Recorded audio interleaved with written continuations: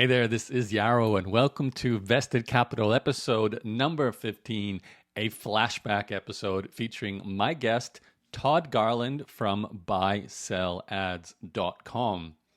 Vested Capital is a podcast about how people make money and put their capital to work. So I've been interviewing startup founders and angel investors, venture capitalists, crypto and stock traders, real estate investors, and leaders in technology for the last few months when I rebranded the Vested Capital podcast. But what you might not know is I've actually been doing a version of this podcast since all the way back in 2005. It was originally called the Entrepreneur's Journey podcast. I then rebranded it to the Yarrow podcast, kind of like a personal brand. And then most recently have changed gears. It's become Vested Capital. I've also expanded the scope of the show to really tap into other areas of growing your capital. So now I'm featuring angel investors and venture capitalists and crypto and property people, where really the show for almost, 15 years was mostly about startup founders. And in particular, I tended to focus more on information marketers. So people who were knowledge experts growing a teaching education business. However, there were a lot of episodes like the one I'm going to share with you today, with a founder who did build a significant business that wasn't specifically an education business, like my guest, Todd Garland, who grew Buy Sell Ads into a $10 million a year business. Now, I say that $10 million a year because that was the number at the point I interviewed him all the way back in 2012, which you're going to hear in today's episode. I have no doubt that Buy Sell Ads is a lot larger today, but I think it's great to hear the story from the point when someone's business reaches 8 figures. There's a great origin story to share, which is pretty much what this podcast does. It shares the origin of a $10 million online advertising company. Now, the reason why I'm sharing this interview with you today as a resurface of an older episode is because I just published the Elizabeth Yin interview, a brand new interview on the show. It was way back, not too long ago now, episode number 8 of Vested Capital, just a few weeks from the time I'm publishing this one. And Elizabeth is currently a general partner and co-founder of a fund, a venture capital fund called Hustle Fund. You're welcome to go and listen to that, Vested Capital episode 8. But why I thought of Todd Garland was because during the interview with Elizabeth, she told her origin story as an entrepreneur, and she, through early days going through things like 500 Startups, which is an accelerator for startups, she launched a company called LaunchBit. And then LaunchBit was sold to Buy Sell Ads, which is Todd's company. So Todd actually purchased LaunchBit, which is Elizabeth's company. She explains what happened. She didn't stay within Buy Sell Ads. She actually left after the company was sold. But it made me think it'd be great to go back and share this interview with Todd, so you can kind of get the perspective of what Todd has been doing. It's about an advertising company. It's like, it's funny actually, as I re-listened to this episode just to make sure it's still relevant for you. And the reason, or part of the reason anyway, why I originally interviewed Todd was in 2012, when this interview was done, I was the co-founder of a company called Cranky Ads. So only my long-term followers will know this. Cranky Ads is a company I started with 2 co-founders, Walter and Mick. They were my devs. I was back in Brisbane, Australia. It was a company that I was very excited to build, but I'll be honest with you, it was also a very frustrating company because of the slow building process. Technology, software, SaaS, it's a hard job. It's an engineering task. I'm not an engineer, so I felt very constrained by that. And the funny thing is, the idea for Cranky Ads, I won't go too deep, but it was essentially an advertising platform and network for bloggers. So it's going to connect advertisers and connect bloggers and allow them to easily place advertisements on blogs. And of course, bloggers could make money. I had the audience, having been a blogger and a blog teacher, so I was ready to bring my audience. I just needed the tool and the platform. And I actually had the idea for this business a good 3 or 4 years prior to that. It was sort of the late 2000s when I originally thought of the idea, which happened to be the same time that Todd launched Buy Sell Ads. So Long story short, Todd actually built a great company. I wish it was me. You can hear that in this interview today. I was a little bit like, oh, why didn't I start when Todd started? Why didn't I take this as my one main focus, 100% business? And it's very obvious to me why. I was actually a successful coach teacher at the time, making a lot of money selling my own coaching program. So I wasn't about to just give all that up to jump to a new software startup until 4 or 5 years later, 2012, I was doing that. I actually took a break from the coaching space to launch this software startup. I really saw that as my future. That company ended up running for about 2 or 3 years before we decided to close it down. You can go to my blog and read the backstory behind Cranky Ads and why eventually we made that choice to shut it down. It simply was an engineering challenge that we were not ready to face, and we didn't want to take investors on. So we weren't that hungry for it, I guess is the short answer there. Todd built a great company. He grew it to $10 million plus. It's probably way bigger, as I said at the start, now. And this all connects together. So there's Elizabeth selling to Todd. There was me focusing on a SaaS startup for the first time, and Todd kind of being the representation of what I thought my company could have been. And Todd, obviously, just being a SaaS founder, has a great story to share. So that's my very long-winded preamble as to why I'm resurfacing this interview with Todd Garland, the founder of Buy Sell Ads. And even though it is 9 years old, as I am republishing this for you, you will get a lot out of this. There's a great origin story to share from Todd. All the early stuff. How did he actually build the first version? How did he get his first clients? The niches that he went after early days. How fast did it grow? These are all the answers that we want to know as startup founders ourselves, especially if you're doing something like SaaS or advertising. That's the space that Todd launched in. And, I think it's still a hot space right now. So I know Todd is continuing to grow Buy Sell Ads. And of course, he's been acquiring companies too, like LaunchBit, Elizabeth Yin's company. So it's a great success story. That's it. I'm going to stop now so we can dive straight into the interview. I should also just give you a little disclaimer here. This is me as an interviewer 9 years ago.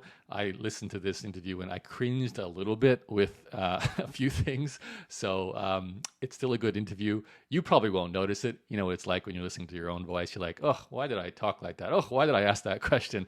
But, it is still, I think, a solid interview, so you will enjoy it. So, yeah, I'm going to press play. Here is the interview with Todd Garland. Well, the point being, you're in charge of a company making more than $8 million a year. And I'd love to learn more about, obviously, Buy Sell Ads, but we need to go back in time and get Todd's story from the beginning. So, Todd, where were you born and raised, and did you go to university? Sure. So I was born and raised in a little town in Maine, in southern Maine, called Cape Porpoise. And Cape Porpoise is actually part of a larger town in Maine that's better known, called Kennebunkport. And the reason why Kennebunkport is known is because there were a couple presidents who summer there, both of the Bushes. So while I don't claim any sort of political affiliation, if I say Kennebunkport, some folks will know where that is. Okay, a claim to fame. Yeah, exactly. Is it an entrepreneurial hotbed? Well, it's a tourist town, right? So, I think any tourist town, there's definitely there's hustle involved because you have all these rich people infiltrating your town every summer, and you have to try to figure out how to make money from them. Did you attempt this too? Yeah. I mean, I think I guess my fondest memories of childhood would be trying to sell some of my parents' items from the house when they weren't paying attention out on the street.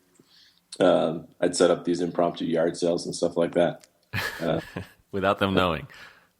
Well, I definitely got in trouble a few times, because I was I remember one time I sold my dad's stereo system and he wasn't happy at all. So, what did you get for it? Was it market value or? I mean, I had no concept of what it was worth. I think I made like $20, So I could understand why not be upset. Exactly. Yeah. So that was your lemonade stand, basically, your first kind of business as a kid. Yeah, that was my lemonade stand. But I'd say the work I don't know if I should say most proud of, but the work I enjoyed most when I was growing up was in high school, and that was actually washing dishes at a restaurant. And it's not to paint some sort of rags to riches thing. I actually thoroughly enjoyed washing dishes because I could sit there and do this repeatable thing without really putting much thought into it. And it's kind of like software. I mean, I don't want to say that, you don't put much thought into software, but once you have it built, it's, the thinking that you do, isn't as intense as it was building. You just kind of try and sell it and repeat it over and over again. Okay, that's an interesting analogy. I was sort of thinking that maybe you were a stoner when you were a teenager, or maybe you were really zen, so you just liked sitting there and washing the dishes. But what you said is a lot better. So. No, I was a straight shooter, man. I think in high school I missed like one day in 4 years. So I was a shy, straight shooter kind of guy. So. Okay, and that led to university? So before I went off to university, I actually studied abroad in Brazil for a full year, and so that was a year between high school and college. Like a gap year. Yeah, exactly. And I actually think that was probably one of the more formative times of my life. I think, just because I think anytime you experience a different culture and kind of have to ingrain yourself in a different way of life overall, it's a pretty eye-opening type experience, especially outside of the States. Right, and you're 18, so that's pretty young. It's a new culture, new language. It must be challenging. Did you just sort of study, what is it called? Is it like a diploma, or what is the gap year? Is it a course? Or? See, this is the best part. I didn't have to return with any sort of accomplishment whatsoever, other than saying I submersed myself within the culture and learned the language and stuff like that. I didn't need any more credits to graduate high school, and of course, that year abroad didn't really impact my ability to get into a college, and so it was more so just I don't want to say vacation, because I worked hard while I was there, but you worked hard doing what? I think what I meant by worked hard, I worked hard to I guess submit myself to their culture and try and take in all that I could. But you weren't studying university lectures or high school courses or anything like that. It was just living in Brazil and learning the language. Yeah, exactly. I mean, I went to high school, but I guarantee you all the days that I didn't skip school in my regular high school, I definitely skipped in Brazil. So, well, probably a bit more distracting there, more things to go out and do. Yeah. So. Okay, so you come back from Brazil and then you go straight into university? So before I went to university, I actually took some computer classes at a community college. How come? To be honest, I had no idea what I really wanted to do. I remember I took a Photoshop course, which I really loved, and I took a course in like operating a video camera, like on a movie set or something like that. Right. And then I was working another part-time job. I was landscaping that fall, and I think it was more so I was still kind of decompressing from my year abroad. And trying to figure out what my next steps would be, because while I was still in Brazil, I hadn't really planned forward for attending some sort of university. And so that fall was when I was kind of getting all my ducks in a row. And then that's when I applied to a university and started there in that winter. So, can you put a timestamp on this? Like when you came back from Brazil, what year was it? So we know where the internet was at the time. Yeah, sure. So I was in Brazil between 1999 and 2000. And so I came back from Brazil the summer of 2000, and then started college the winter of 2001. Okay, so we're looking at the .com boom, basically, was when you were starting college. Exactly. And I didn't have my first computer, I don't think, until I was actually in Brazil. Right. So you're not exactly what you call a child prodigy when it comes to developing software and having a business. You were selling your dad's stuff on the street. But besides that, there wasn't really anything else in terms of your background. No, I'm not, I'm no prodigy whatsoever. Okay. Well, so you go into university then, college, sort of not really sure what to do. What degree did you do? So I actually studied Portuguese. Of course you did. Yeah, exactly. And I already spoke Portuguese, but I didn't really know what I actually wanted to do. But at the time, I was building websites, and so I mean, to be honest, I don't really know what I was thinking. I didn't really have any sort of like very direct plan for my life at that point. I was just living, it's like, okay, I'm going to go to school. And, I'm not going to lie, here in the States, like school for some people isn't all about studying. Like for me, maybe that's what I should have been focused on. But I didn't have it all put together yet. I didn't have that puzzle figured out. So you basically went to party, is what you're saying. Well, yes and no. I mean, I don't know. I was just having a good time. Good time, yeah. Okay, having the college experience, but maybe not so much focused on the education. But maybe your parents don't want to hear that, right? Not that it matters now, because you're in charge of a company. So, yeah, I don't want to sound like a total screw, but I mean, let's be honest. I went to college majoring in Portuguese, for which I had absolutely no intention of ever. I had no idea how I would actually apply that to my life from that point forward. I was thoroughly ingrained in building websites and knew that was something that I loved to do at the time, but there was no real sort of structure or coursework around anything like that. I mean, certainly there's definitely computer science, but my brain is much more creative than technical in that sense, Right, and in terms of building websites, you were basically taught from those courses you did and self-taught. Is that it? Yeah, I'd say more so self-taught. When I returned from Brazil, I actually started a website called the International Exchange Student News. Right.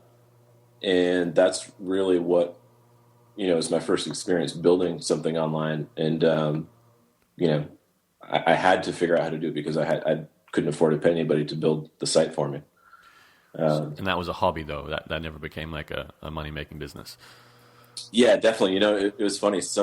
I think people would email me to buy ads on the site. And I was like, what? You want to pay me to put something on the website? No, I mean, this isn't really for that. This is just for exchange students. I totally didn't get it. Well, good thing you figured it out eventually. So take us forward then. So you're doing, it's 2000, you're more sort of the first few years of 2000. You're doing a Portuguese qualification at college, but you're also building websites. I'm assuming that's kind of like your spending money, the money you made from building websites, right? Definitely. Did you start a business then after graduation, or what happened? Wow. So that's actually a really good question. You probably didn't know that you were walking into that question. I won't lie. My life literally fell off a cliff in 2003. Right.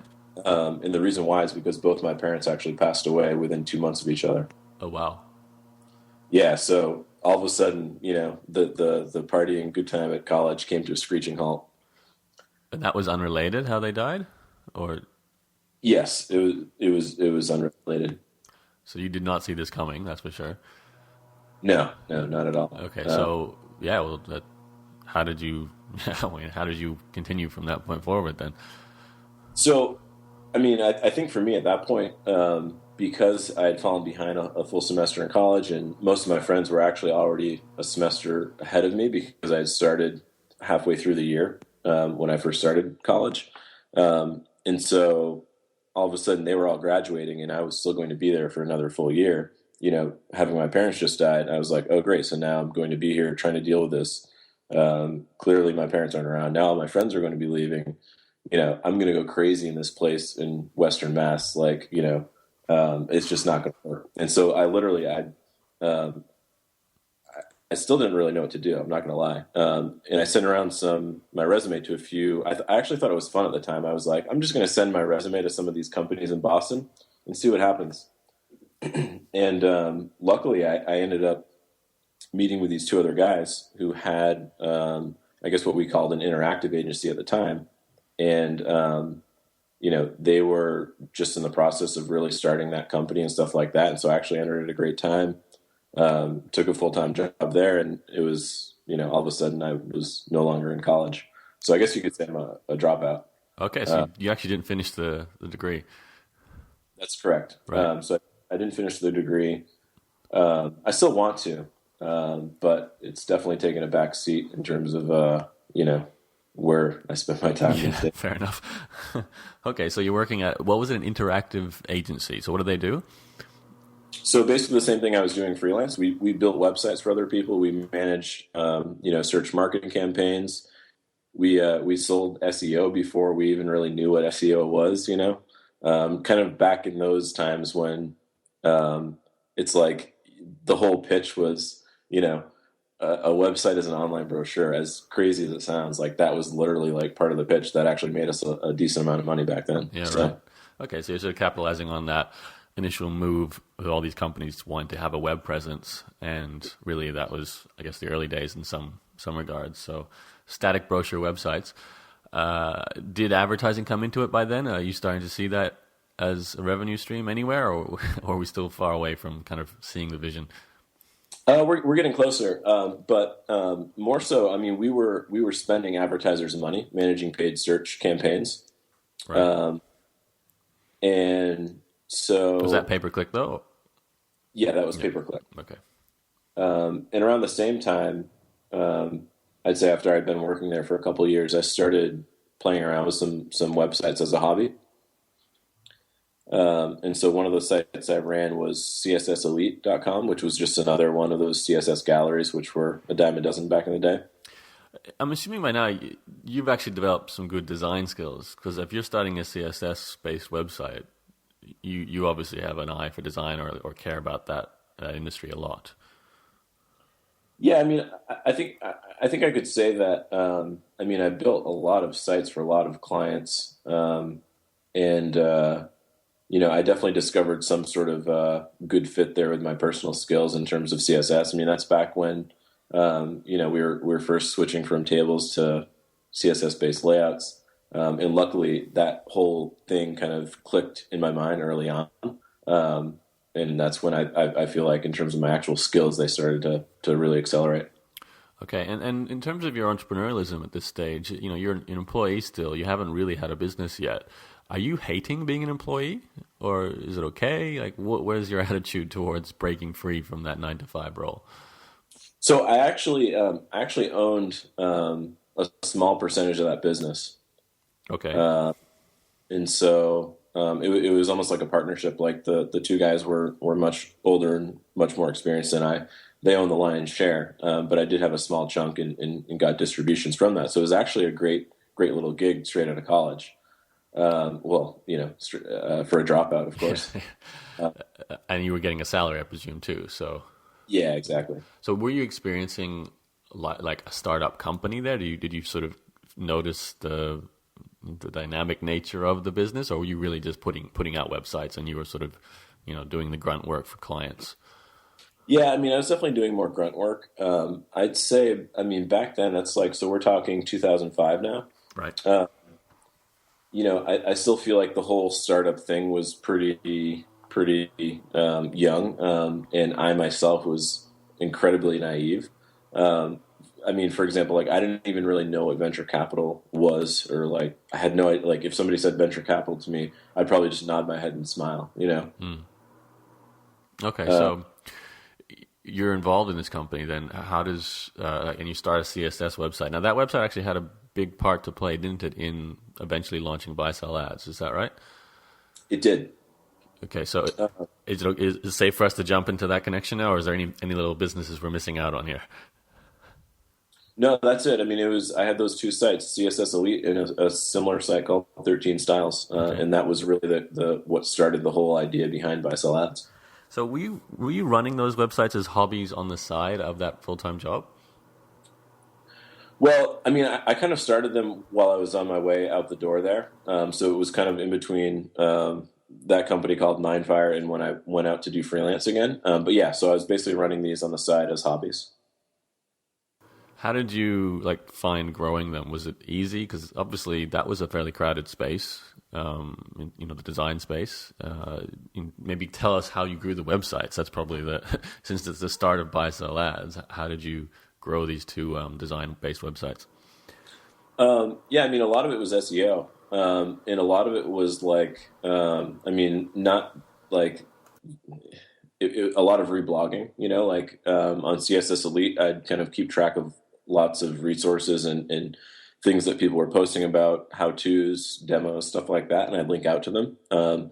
and that turned out to be incredible for SEO. So like any sort of term that had a decent amount of volume, which you could find through Google search tools, I'd write some sort of reblog of something that links out to the original source, and I'd actually end up ranking pretty well for a lot of those things. So a lot of SEO for CSS Elite. 13 Styles was more literally just producing quality stuff. 13 Styles was a CSS menu website, and so I was just producing CSS menus. I had like 20, 30, or 40, and just giving them away for free. And so it naturally just got a lot of links back and stuff like that. And I mean, in terms of traffic, we're not talking insane numbers. We're talking CSS Elite probably had maybe 150, 200,000 page views a month. 13 Styles maybe like 80,000 page views a month. Mm-hmm. Enough to make some money from them, that's for sure. So were they, like you said, you left the job. Like, why did you leave? I was just ready to go out and be on my own and try my hand at doing my own thing, I think. I also think I was a little young and naive as well. I had kind of the mindset, why am I doing all this work when, these other guys get to keep all the money that they make from me? And so I didn't really understand the whole, the process of like how a business is actually built, and, how, just because you built something doesn't mean you should get paid for, even 75% of it, right? There's company run, there's bigger things involved, Okay, so your thoughts were, let me get this straight to you, it's 2005, or is that about the time you left? About 2007, actually. Okay, so you are like about 26, 27 at that stage, am I correct? It's funny, I have to think about this, but I think around like 25, 26. Yeah. Yeah.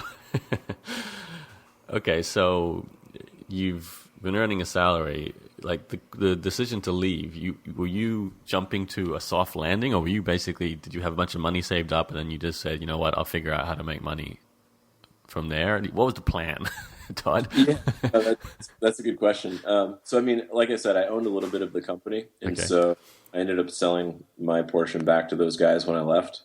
And so that gave me a little bit of a soft landing, but still I had a lot to figure out on my own. And, I won't lie. Every time I've left a company, it's scary. No matter what you have saved up or what kind of plan you have, it's definitely scary. But it's like every time I have left a company, I've always discovered like, oh, wow, there's like this whole world out there that like I was not letting myself get to before. And you know what? Like everything's going to be okay. Right. So... But to answer the question, the plan was just to figure it out, right? Yeah, no, I mean, quite literally, the plan was to figure it out. I had I'd lined up this freelance gig like right around the time when I was leaving. I'd already kind of made my decision to leave, but I'd been talking with this company and had basically given them some sort of, but it was a freelance project, right? It wasn't like a full-time thing. And that company was actually is a pretty big company right now, HubSpot. Oh, yep. And so, I'd say maybe a month after I left Mindfire, I ended up starting maybe I'd say like 50% of my time at this company called HubSpot. But the day at the time that I left or gave my notice, I had a hunch that things were going to work out at HubSpot, but I didn't really know for sure. And again, it was still freelance, so I was really just kind of going out and figuring it out. Okay, so you kind of have you had options. In other words, you knew you could make some freelancing money here. You had a couple of websites that were growing as well. So you're just going to see what worked was sort of the plan. Exactly. Okay, so with the two websites, it was CSS Elite and is it 13 Styles? Was that? Correct. Okay, so those two sites, I guess when you quit your job, you can spend more time on them as well. Did you think that they would become your main sources of income? Like, how open were your eyes to having a website of your own that made money? I'm not gonna lie, I still don't really think I've fully got the whole picture. If I had been a little more clueful as to how much money you could actually make from having a series of sites, I probably would still be doing that and never would have come across the idea for buy-sell ads. Interesting. Okay, so you weren't thinking of these sites as your business. You were kind of just still indulging in your interest in design and CSS. Yeah, they were definitely still hobbies. Okay, so I'm assuming it was just you as a one-man show. You're writing the content. You're the one doing all that SEO work. You're the one doing the designs. Were they WordPress blogs? Yes, they were both WordPress. Okay. Can you connect those two sites with like buy sell ads? Because I'm assuming by that point you must have had people coming to you to want to buy ads off those two sites. Exactly. So at this where we are now, there's two tracks that really started, and this is actually pretty important for the story. So the first track is what I already hinted to with the company called HubSpot. So that's one track, and then the second track is when I first started development on buy sell ads. So I would say probably 2 to 3 months after I left Mindfire, and when I just started working a little bit of freelance time for HubSpot, I started, I guess right about around the same time as both, actually. I started working on the idea for buy sell ads. And the whole idea behind buy sell ads, which interestingly enough, when I first thought of the idea, it was actually called search friendly ads, because it was back when you could still kind of do some SEO type things. And I was thinking, well, wait a second, these guys are buying ads on my site. They're also getting a link back at the same time. And so that's kind of a new angle on, selling these ads. Right. So SEO friendly advertisements. Yeah, exactly. Now that quickly, I quickly figured out that actually wasn't a very good approach. And so I ditched that whole thing and then started on the focused on actually buy sell ads without any sort of SEO value in the ads. But I mean, that running those sites, CSS Elite and 13 Styles, is really what led me to the idea of buy sell ads. Now, I don't think it's fair for me to say that, everything about buy sell ads is incredibly original, right? Because people have been selling display ads forever. There, at the time, were other ad marketplaces like AdBright. And, there are clearly many other ad networks out there. The difference, however, in my idea for buy sell ads versus all these other ad networks and marketplaces really centers around the ability to sell an ad for a fixed 30-day rate. There literally was no other ad network out there that would automate that process for you, or marketplace. And so that's really all that buy sell ads was built to do in the beginning. Sell an ad for a fixed 30-day rate, and that's it. Right. So I'm assuming you built that a lot for your own needs. Like you were just looking for a platform to actually sell the ads from your own two websites. Was that correct? Yeah, I mean, the thing is like those sites, I mean, I don't want to sound like a jerk and say that, $2,000 to $3,000 a month in supplemental income isn't a lot of money, but it wasn't enough money for me to really, take great care of those advertisers and really spend, the time I should have been spending on making that happen for them. And so really, I just wanted a way to sell those ads to those advertisers without having to talk to them. And the other thing I found is that every time I get an inquiry for somebody who wanted to buy ads from one of those sites, it was really frustrating because, I'd reply as quickly as I could, but like half of them would just never end up coming through.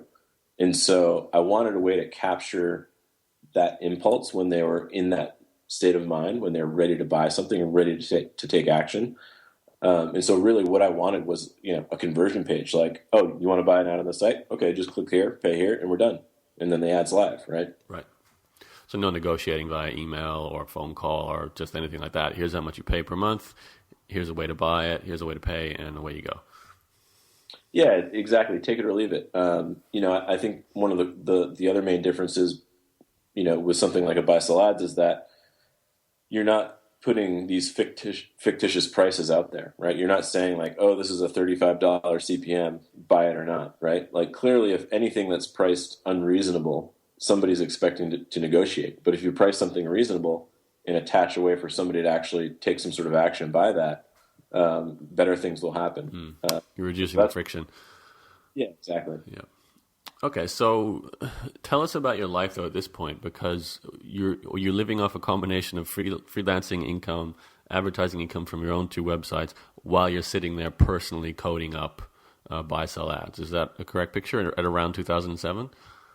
Yeah, no, that's exactly right. So I'm sitting there. I'm, living off some of the income from these sites, my freelance work, which included HubSpot at the time, and then sitting there in my basement apartment with no windows and a whiteboard, trying to figure out how I'm going to piece together this buy sell ads thing. And you're a one-man show, right? For at this point, Uh, I was for the first year, basically. Yeah. that must have been hard. I can only imagine because you're already doing, running two blogs or two websites, plus producing for another website, a big website, any other freelance gigs you have, plus doing your shopping. Like, were you married at this stage? Were you getting like, was there any kind of partnership involved, or? Yeah, I was dating who is now my wife. So I mean, yeah, I mean, it was definitely a very busy time, right? I was still a little bit in party mode. I mean, I was dating, so I kind of settled down a little bit, but we were still going out at night and stuff like that. But at the end of the day, if you want to do something, you've got to do it, right? Like, I think one of the most important things in life is getting to the point where you figure out that nobody's just going to hand something to you, and nothing's just going to all of a sudden appear magically. If you want to go do something, you really have to go out there and get it done and do it yourself. And I'm assuming that's what motivated you to code up buy sell ads. You just really wanted to see it created. So whenever you found time, you got into a dark room and coded. Yeah, exactly.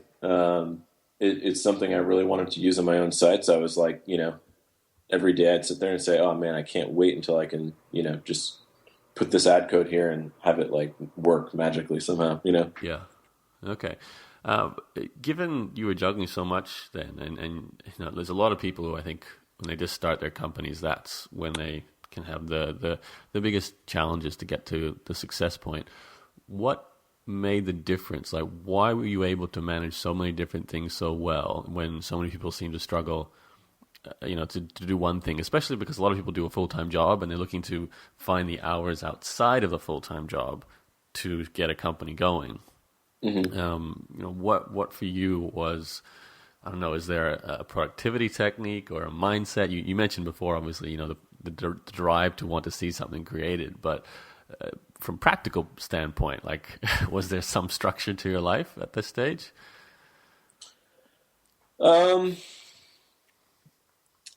It's like, I don't know. I don't want to sound cheesy, but like we've got 24 hours each day, right? And if you're trying to figure out how to get something done that doesn't seem like you should have enough time to get done, there's no other way than just like, I mean, let's face it, you stay up late and you make certain sacrifices in order to do what you're trying to do. It's important to note, I think, at this point in the whole starting of Buy Sell Ads, that I actually stopped doing all of my other freelance work and I'd started full time with HubSpot. And so, I also tend to be a pretty honest guy. And so I was very, when I was working on HubSpot, I was working on HubSpot and I was not doing anything other than HubSpot. And so Buy Sell Ads really was an early morning and late at night kind of thing. It's the type of thing where, and I know I'm trying to figure out a way to answer your question. I guess I just don't really have any good answer. One of the things I'm noticing about you, Todd, is you seem to be a bit of a jack of all trades in certainly tech, because you're coding software as well as doing design work and publishing, which I'm assuming means you're writing. Those are three areas where I think not everyone's usually good at three. Not usually a designer, a developer, and a writer, a content creator. Is there something special about you in that regard? I mean, I'm definitely not special. I'll be the first one to tell you that. I think I also don't think I want to show anybody, my actual coding skills, right, in terms of like back end stuff. At one point we actually rewrote the entire code base of Buy Sell Ads. So I'm clearly not a very skilled developer, but I knew how to hack Buy Sell Ads together well enough such that it worked and it actually, did what it said it was supposed to do, enough, right, to get the job done. You got your MVP out there. Yeah. But I mean, I think in terms of jack of all trades, I definitely feel like you know, having some sort of front end user interface skills is definitely a very, very valuable skill for any kind of founder or person who's starting a business. Because if you're able to take, how you're conceptualizing this thing in your mind and this vision and actually translate it into something that, you can see and touch and feel and that works, that's, you're connecting the dots a hell of a lot faster than somebody who's not doing that. That isn't to say that, people who, founders that aren't, front end UI people can't, do as good a job as I can do, because clearly there are plenty of founders that are doing a hell of a lot better than I'm doing. But my point is that, in order to get from that idea and that vision into something that's functional, I'd like to think that it's maybe a little quicker. It comes together maybe a little quicker, I guess. Mm. Yeah. Oh yeah, well, take us forward then through the process of launching Buy Sell Ads. How did it go? Sure. So at this point, I had been working at HubSpot for combined freelance and full-time status for about a year and a half. And so Buy Sell Ads at this point has also sat on the shelf, finished for about 6 months without launching. So clearly, if I could go back and launch Buy Sell Ads 6 months sooner, I'd do that. But the fact is, I was scared to launch it. I was like, I was thinking to myself, nobody's going to like it. And I'm sure it sounds pretty crazy, right? Like, did you really let it sit on the shelf for 6 months? Sure. I mean, there were some things that had to be done. There were some loose ends that still had to be tied up for me to actually launch it. But it was the core Buy Sell Ads was effectively fully finished for about 6 months before I launched. So you're just afraid? Yeah, man, I was a wimp. I've experienced this many times before. When we rewrote the entire code base, I was absolutely terrified to relaunch it. I'm going through it right now. We're gearing up to launch what we're calling our Buy Sell Ads Pro product. And, this thing we originally said was going to launch in like January of this year. That's, I think that's 9 months ago. So Yep. It's been a good state to launch for about 2 months now, but we just keep polishing and polishing and polishing.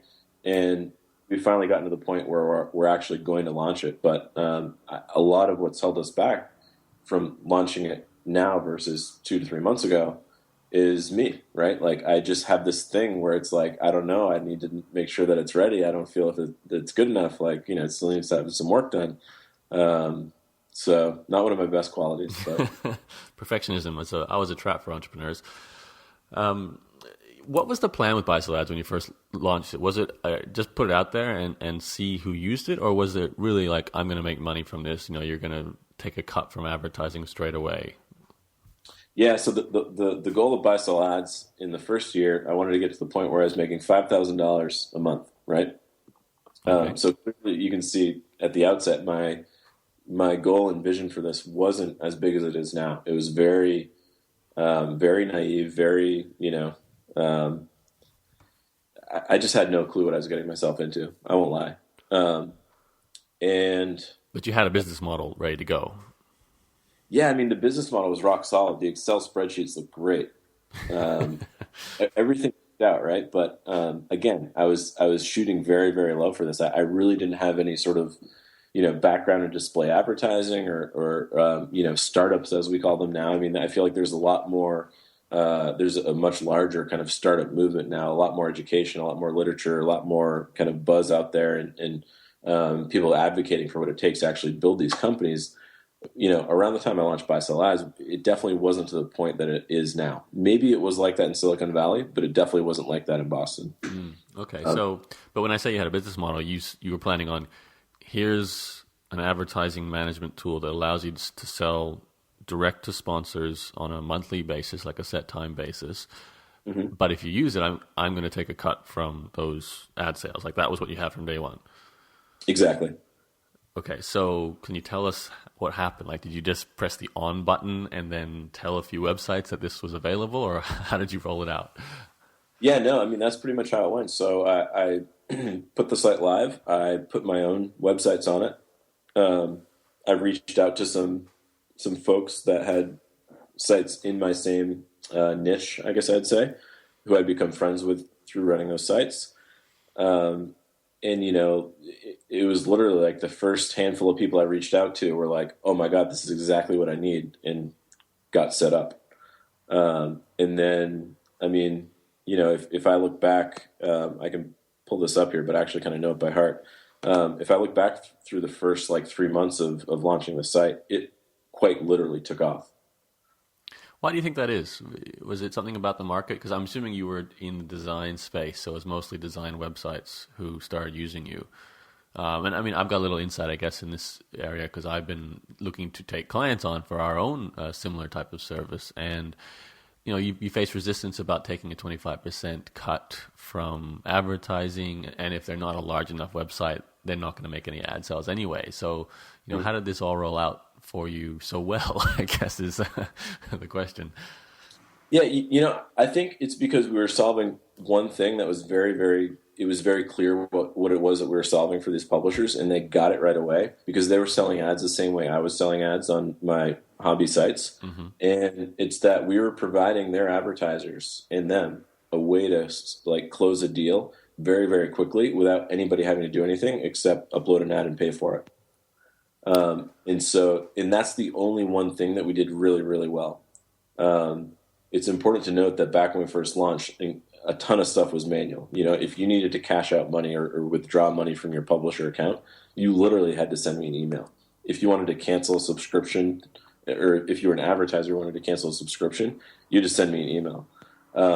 And so there was a lot of these manual processes kind of built around the site. But the one thing that we did really well was fully automated. Okay, so and I'm assuming there wasn't a lot of available options to do what it did at the time. Because I know in 2007 there would have been Open Ads, which is now Open X, I think. Mm-hmm. The different, or PHP Ads New. It went through so many different iterations. So there were definitely ad rotation services and plugins and scripts that allowed some of this process to be automated. Did you just hit the sweet spot, you think? I think it was just the way that we did it. It was the fixed 30-day rates and the subscriptions. The fixed 30-day rates is how these publishers were selling, and the subscriptions is how the advertisers wanted to buy. I think subscriptions really get a bad rap because people think instantly like, oh, we're trying to trick people into keeping this running longer than they want. It's not the case at all. Advertisers love subscriptions. All right, so take us forward then from that point. The 3 months you've had some rapid growth. Did you get to your 5,000 month target quickly? I think like the second month. Wow, amazing. So how many sites did you sign up by then? There's probably about 30 to 40 sites running in the marketplace by the second month. So they must have been fairly high quality sites. You're not getting a lot of low traffic sites at that stage.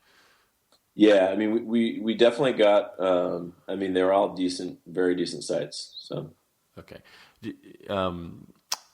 At this point, I'm assuming you're starting to feel the pressure of, having to deal with these clients. Because these are all, like you said, it was manual processes. So you're going to start getting a bunch of email. Can you, I guess, take us through this kind of growth stage where you must start thinking about hiring people, your code base. So you've got your development needs, your customer service needs. All of these different roles are going to become more and more difficult for one person to do. So how did you manage the growth? Sure. So also important to note, I was still actually working full-time at HubSpot at this time. Right.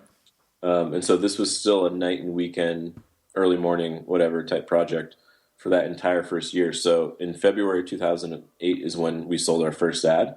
And then I was working full-time at HubSpot through the end of 2008. So literally January 1st, 2009 is when I went out on my own to do this full time. But for those first, 11 months, I was still working full time. In terms of the growth and stuff like that, it literally when I look back today, it still amazes me how quickly things grew.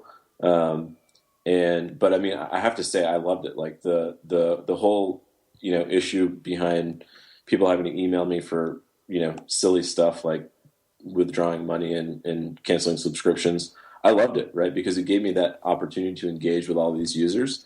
And, I really just enjoyed getting to know all these people. There's a lot of them, a lot of our early users from that first year, even first 2 years when we were doing all this stuff manually that I'm still really good friends with. Mm. In terms of, you mentioned something earlier too about the 25%. being a lot, you'd be really surprised. I mean, there are some folks that think 25% is a lot, and maybe for them it is, right? But there are others where they sit back and they think, well, I can either spend 25% here and let them deal with all that stuff, or I can, save that time and I can work on this where I'm clearly going to make more than just the 25% I'm forfeiting. That being said, though, did you offer some sort of like ability to find them advertisers at this stage, or really it was just about the software, and that's what the 25% was paying for, the ability to easily take payments from advertisers and subscriptions, as you said? Because if there weren't many options, I suppose as a value proposition, that makes sense at that stage too, where today, maybe given there's more options, some people won't take 25%, or some will take 50% if you're like Google AdSense or something like that. Sure. It was a different place, I guess. And this is 5 years ago, right?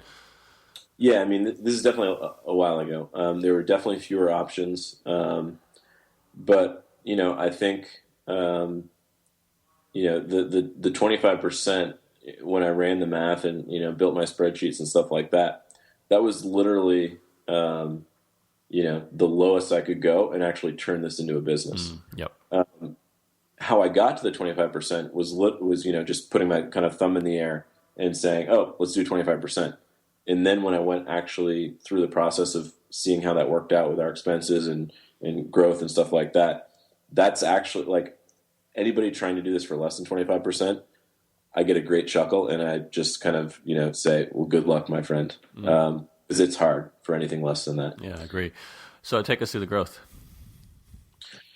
So towards, I'd say, maybe 4 to 5 months after launch, things were growing nicely. The software really started to become a pretty big strain. And I realized that, I had to do things to the software and improve the software to keep up with this growth, because there's so many things that people are asking for.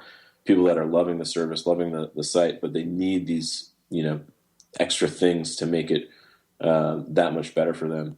And so that's when I really started figuring out, okay, when am I going to leave HubSpot? How am I going to leave HubSpot? And what am I going to do with Buy-Sell Ads once I kind of get out there? How am I going to hire people and stuff like that? And so, my first hire, in terms of like a full-time hire, right, was a developer. And basically what we did is we rewrote the entire code base together in about 4 months' time. Him doing the back end and myself doing the front end. At that time, we had brought on 2 extra people to help us out with support. But these folks were part-time. They're still with us today. So no discredit to them in terms of not calling them, first full-time hire, but they were part-time guys. They definitely helped us really keep all of those users engaged and stuff like that. So. And I assume you were bootstrapping, so there was no investment ever along this. It was just taking the cash flow from the business, paying the people you hired.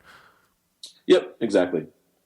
I'm pretty simple-minded when it comes to business. It's okay. So I made $1 and now I've got, 85 cents to spend, on growth, right? And 15 cents for myself. So. Okay. Can you, rather than go through, I guess, there's been 5 years since you started Buy-Sell Ads, any kind of major hiccups along the way, or anything in particular that really, changed the direction of the company? Because it's a big difference, I guess, from $5,000 a month to a 6-figure business, then a 7-figure business, and you're almost towards an 8-figure business now as well. So, how does that happen? Oh man, it's it's really easy to sit here 4 or 5 years past and look back, at this point it feels like it was easy because I feel like what we're doing right now is that much harder. But I've definitely gone through a lot of ups and downs with Buy-Sell Ads. Definitely emotionally, mentally, whatever you want to call it. It's been a really hard road just because, we're in a very competitive space. We're bootstrapped, and so we tend to get a lot less attention in that sense from, tech blogs and stuff. People who, maybe we all feel like matter, but at the end of the day, it doesn't really matter, you know?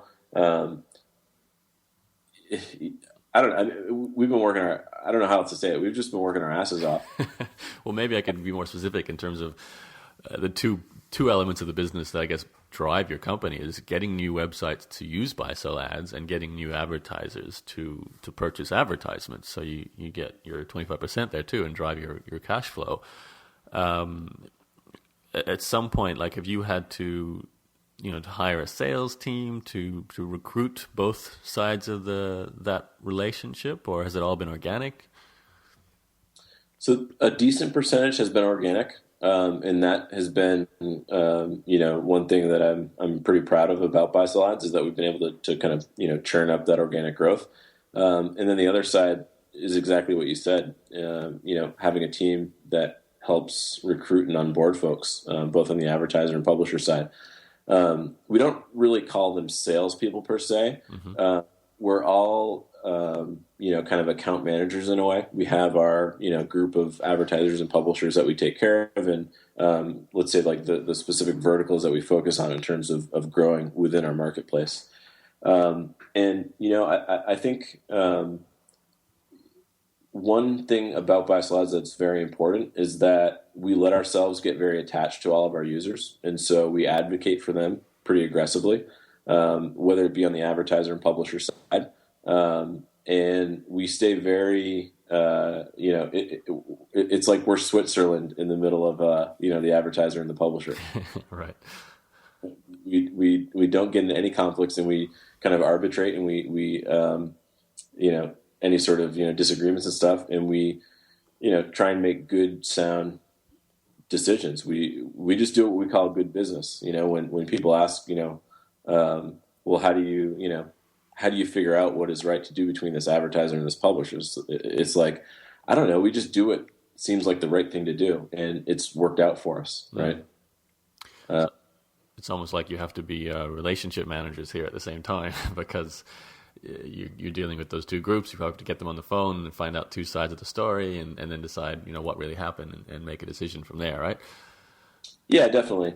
And I think in terms of growth, I think, another big thing for us is that we're very, very transparent. And so you can go into our marketplace at any time. You can see what's sold and what's not sold for any publisher. And so, if you have a site, let's say like a really popular Apple site or Mac blog or whatever you want to call it, and you're looking around and seeing, what websites are making good money in that vertical, you're going to go through our inventory, see, 10, 15, 20 sites, and you're like, holy shit, they're making a lot of money.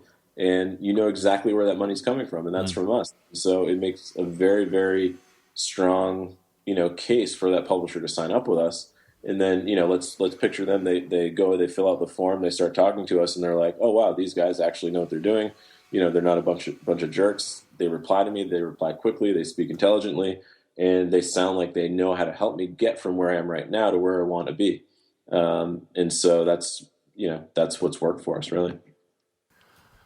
How big is your company now? Like, how many people are employed? And are you in an office? Like, what's the today situation? Sure. So I think there's 13 of us now. And I always don't really know exactly how many people work here because we've been basically trying to hire as quickly as we can. And, as often as we find smart people, we'll hire them because we're in a really strong growth phase right now. And the other reason is because we're remote. Everybody's remote. And so it's there's myself and one other gentleman in an actual office in Boston, and then we're all spread out. We have folks in Texas, California, North Carolina, Toronto, just outside Toronto, Montreal, Germany, a couple in London, Romania, and I guarantee you I'm forgetting somebody, and I'm going to feel guilty if they listen to this. But how do you like? Because that's not intentional. I'm assuming you're just looking for the best people.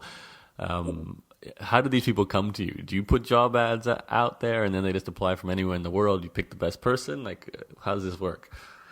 We pick people who understand what our users are trying to accomplish. So whether it's on the advertiser or publisher side, and the vast majority of folks that we actually have hired have been users of our service in some capacity, whether an advertiser or a publisher.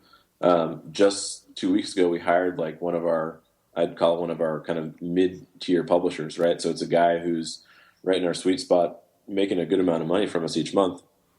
Totally gets the problem we're trying to solve on the publisher side. Excuse me. And now he's working for us. It's amazing what internet companies can be like at the moment with like that spread of where people work, and they're all doing it remotely, and you got different time zones. Yet I'm assuming because they've got some fairly segmented roles, they don't really need to interact with each other too much, so they can just work with their clients and they're good to go. Yeah, I mean, we use a tool from 37 Signals called Campfire. Right. That keeps us, fairly well connected during the day in terms of, when people need to help each other out. Obviously, we have Skype. We have a pretty good kind of task system built into our admin panel that we use for the site. There are people on the team who, we'll talk to them once every few days. And then there are other people in the team who are in Campfire joking around the whole time, and I've got to remind them that there's stuff we got to get done, Yeah. So, I mean, we everybody who's working for us, like they, as far as I know, they actually want to be working for us, So they enjoy what they're doing. I mean, it gets back to life in general. Like if you're doing something right now that you're not enjoying, then, you got a problem, man, because we're not here that long. So you might as well do something that you're going to enjoy. Otherwise, what the hell's the point, right? And I think that's what I love most about Buy Sell Ads is that I still really, really love what I'm doing. And that's important. Okay, which leads to a sort of a good kind of wrap-up question, Todd. What is the day in the life for you now? Like, how do you live your life? Because I'm assuming, you've got a fairly large chunk of an almost $10 million company now. I don't think you've obviously gone the whole buy the Ferrari and live the first class flights kind of lifestyle just yet. But how has your life changed as a result of Buy Sell Ads? Sure thing. Just to puff the Buy Sell Ads chest real quick, we're definitely over 10 million now. Okay. The 8.5 was 2011, yep. And we're still growing. I mean, I still do a lot of, and this is probably a quality of mine that isn't that great. I still do basically, I'd say 90% of our front end UI work. But it's just because it's something I really, really love, and we're still in a very heavy product development phase, and so that's what where I feel I can help the company the most right now. On the personal side, my wife is expecting, my wife and I are expecting our first child in October. And so, a lot of my personal life has been centered around, for example, this weekend I'm decorating our nursery and, stuff like that, getting ready for our first child. I feel like I just lost my train of thought. Day in the life. Yeah, well, I'm assuming you're still working a 9 to 5 for Buy Sell Ads, or do you sort of throw the hours? Because you said you go in office, so you must have to have set hours. Yeah, no, I mean I'm still hustling. It's definitely more than a 9 to 5. Yeah. I typically wake up about 6 a.m. I'm on the 6:50 a.m. boat into work. As soon as I step on the boat, my laptop's open, and I'm typically on the 5:40 or 6 p.m. boat home, and working till I reach the dock at 6:30 or so. It's still all hustle. It's like I'm still in kind of that days of a phase where, hopefully I'll wake up from it at some point 2 to 3 years from now, and we'll have this huge company behind us. But we're still really just it's just all hustle right now. So is that the plan for the future though? I'm assuming you expect at some point you're going to sell out and no longer need to do the long hours, but are you still making it up as you go along? What are you thinking about the future? So, overall, I probably sound pretty wishy-washy. Who is this guy trying to grow this company? He sounds like kind of I don't know, kind of aloof. But you sound like a startup still. That's for sure. You sound like you've got personal heavy involvement still in the company. Like the front end is all mostly you. So if we look at Buy Sell Ads right now, we're seeing your work as we look at the site, right? Exactly. And you're putting in long hours yourself. You got a distributed company, and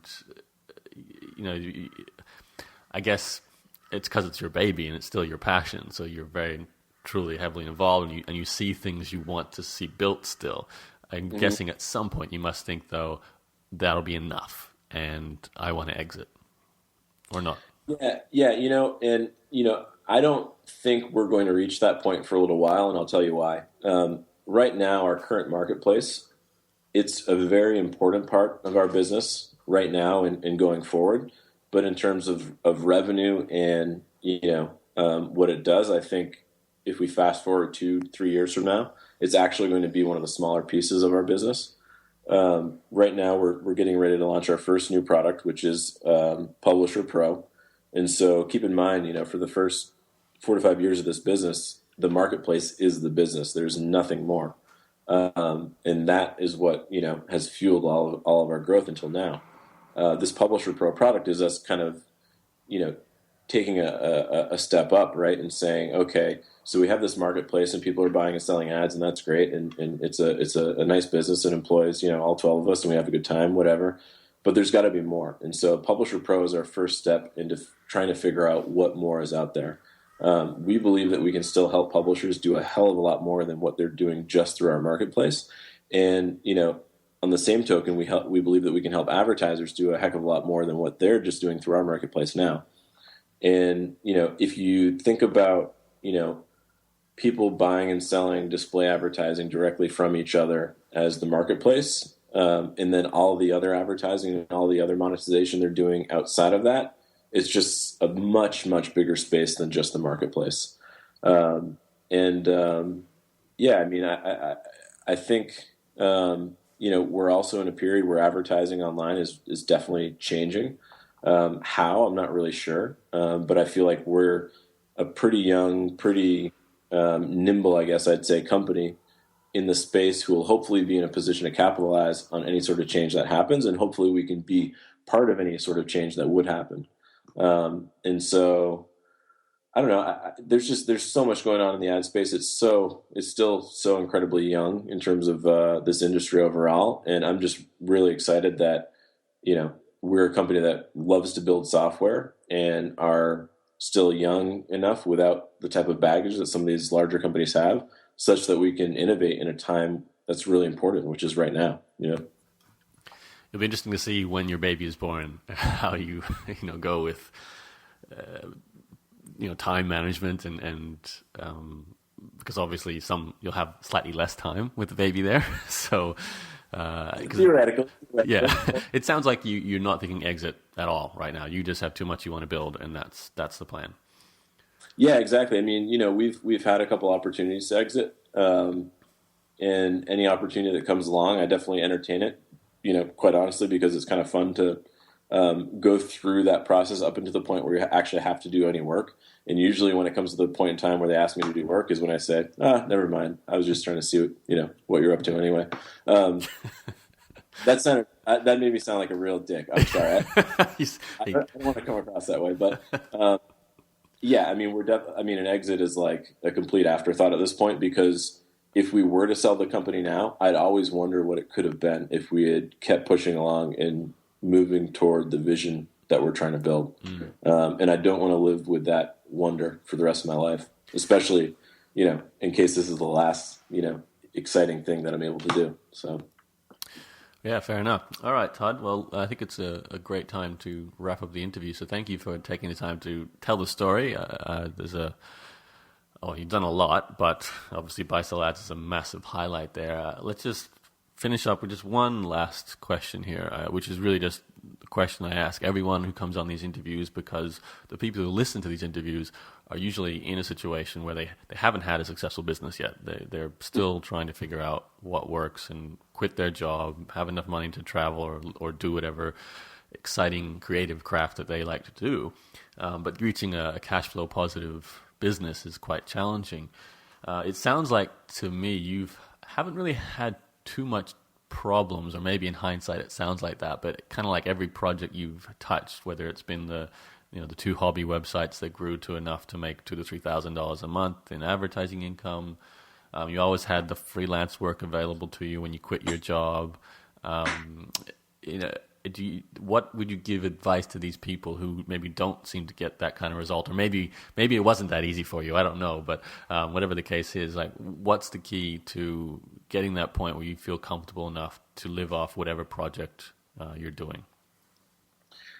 You just got to find something that you truly love doing. If I loved buy sell ads just for the money, it probably, we probably wouldn't be working to grow the company like we are now. And, for me,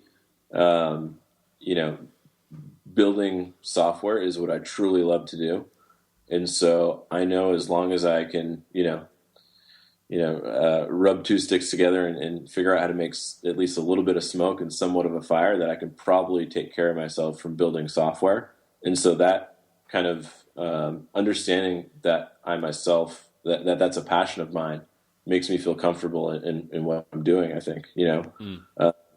Clearly it's easier for me to say that now that I'm on a little bit of the other side of the fence in terms of, buy sell ads is already up and running, providing a salary, blah, blah, blah. But you really just have to find something that you truly love doing. And if you're not doing something that you love doing, then you really got to think pretty hard and figure out what it is that you will love to do,